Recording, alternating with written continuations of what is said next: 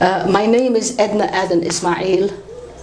I'm a retired WHO representative, a former regional advisor for the World Health Organization in Emro.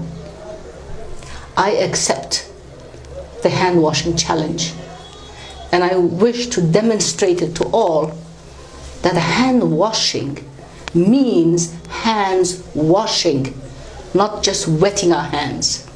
Our hands need to be washed. Individual fingers, thumbs, every finger, the palms and the backs of our hands and our wrists. We shouldn't touch the taps,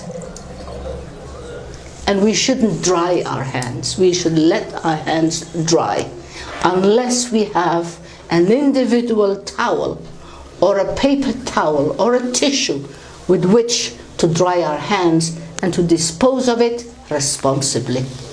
I'm sending this challenge from Hargeisa, the Republic of Somaliland. Thank you very much.